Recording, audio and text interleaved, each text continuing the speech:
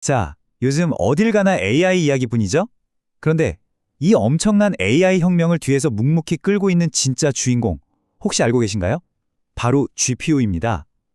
오늘 이 해설에서는요, 전혀 예상치 못했던 이 하드웨어의 마법에 대해 일반인분들도 아주 쉽게 이해하실 수 있도록 하나하나 짚어보려고 합니다. 우리가 매일 쓰는 경이로운 AI 기술 뒤에 숨겨진 비밀 엔진 속으로 바로 들어가 보시죠. 오늘 우리가 함께 살펴볼 내용들입니다.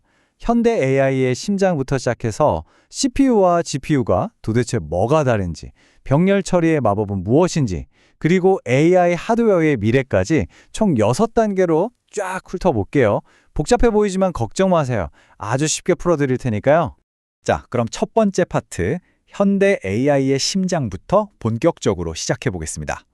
챗GPT나 스스로 운전하는 자율주행차, 그리고 멋진 그림을 뚝딱 그려내는 AI까지 세상을 완전히 뒤바꾸고 있는 이 수많은 AI들이 사실상 단 하나의 부품에 의존하고 있다는 사실 아셨나요? 네, 맞습니다. 과장이 아니라 현대 딥러닝 시스템의 무려 99%가 이 GPU 위에서 돌아가고 있어요. 말 그대로 절대적인 지배자죠. 그런데 여기서 진짜 재밌는 포인트가 하나 있습니다. 다들 아시겠지만 GPU가 원래 모아둔 녀석이죠? 맞아요. 그래픽 처리 장치. 원래는 3D 비디오 게임 할 때 화면 화려하게 띄워주려고 만든 부품이거든요. 게이머들을 위한 부품이 도대체 어쩌다 궁극의 AI 두뇌가 된 걸까요? 이건 정말 기술 역사상 가장 기막힌 우연이라고 할 수 있습니다. 그 해답은 바로 수학적인 본질에 숨어 있습니다. 모니터에 수백만 개의 픽셀을 쏘아서 색칠하는 작업이나 AI가 방대한 데이터를 쪼개서 패턴을 학습하는 작업이나 겉보기엔 완전히 달라 보이잖아요? 그런데 컴퓨터 입장에서 보면 수학적으로 완전히 똑같은 일입니다. 둘 다 엄청나게 많은 단순 계산을 동시에 아주 빠르게 해치워야 한다는 완벽히 동일한 성격을 가지고 있었던 거죠. 그럼 여기서 두 번째 파트로 넘어가서 전통적인 컴퓨터의 뇌인 CPU와 비교를 한번 해볼까요? 교실에 빗대어 설명해 드릴게요. 우리가 흔히 쓰는 CPU가 왜 AI 연산을 혼자 감당하지 못하는지 아주 쉽게 비유를 들어보겠습니다.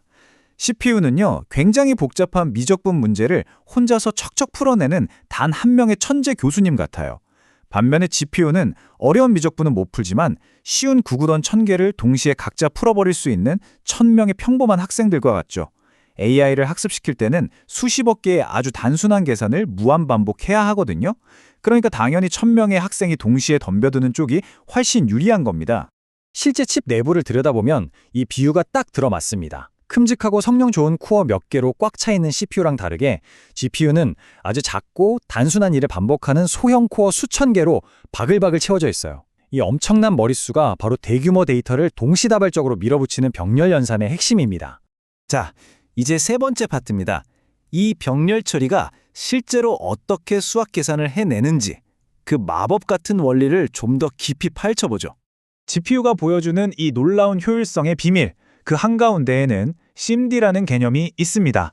쉽게 말해서 명령은 딱 한 번만 내리고 일은 여러 데이터가 동시에 한다는 원리인데요.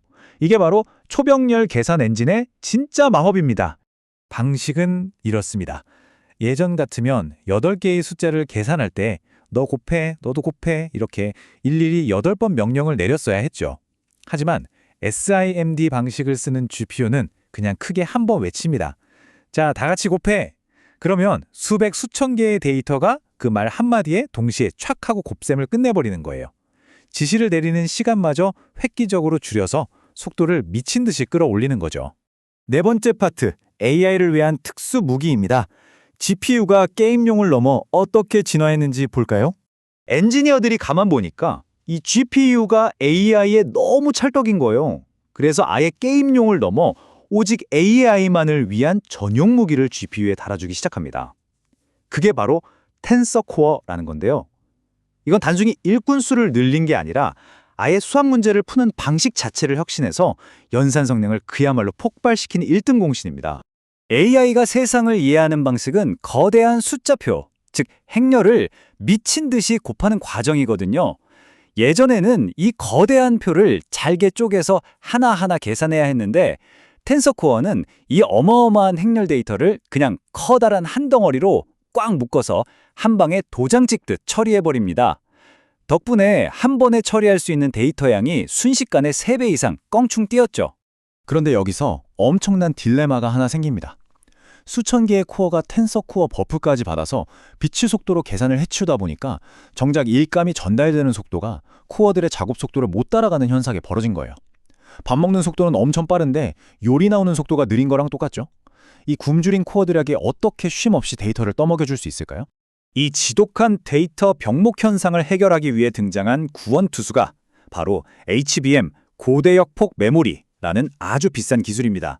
쉽게 말해 HBM은 어마어마하게 굵은 거대 수도관이라고 보시면 돼요. 엄청난 양의 데이터라는 물을 수많은 GPU 코어들에 한꺼번에 확 쏟아부어서 이 비싼 기계들이 1초도 쉬지 않고 풀가동되게 만드는 핵심 비결인 셈이죠. 하지만 공짜는 없겠죠?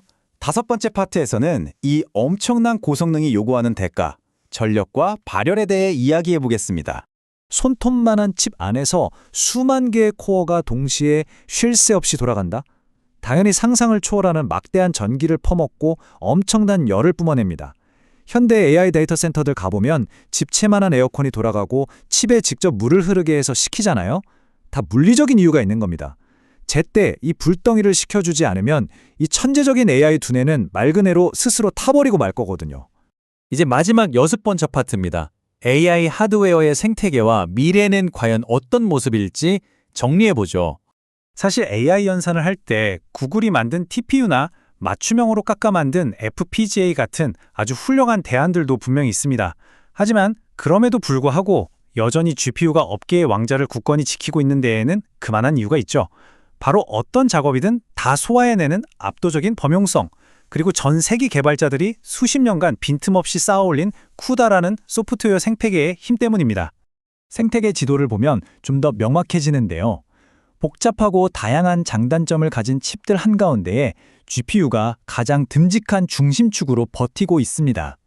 다른 칩들이 특수한 임무만 띠고 투입되는 특수부대라면 GPU는 어떤 전장이든 다 커버할 수 있는 거대한 정규군이라고 보시면 딱 맞습니다. 게다가 요즘 챗 GPT 같은 대규모 언어 모델들, 덩치가 커져도 너무 커졌잖아요.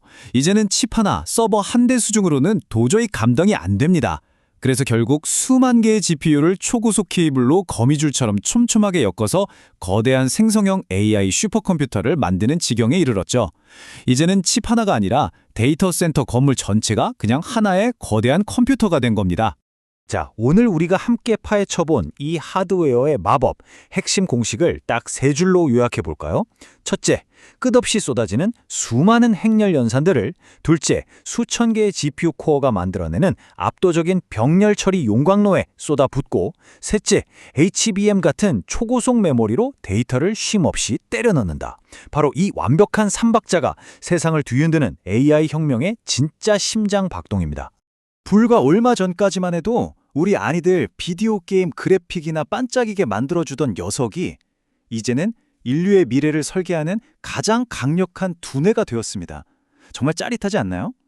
기술의 발전은 늘 이렇게 전혀 예상치 못한 곳에서 가장 위대한 도약을 만들어내곤 합니다. 자, 그렇다면 지금 우리가 무심코 사용하는 일상의 어떤 기술이 다음 세대에 또 다른 혁명을 몰고 올까요? 이 흥미진진한 질문을 여러분께 던지며 오늘 해설은 여기서 마무리하겠습니다. 끝까지 함께해 주셔서 감사합니다.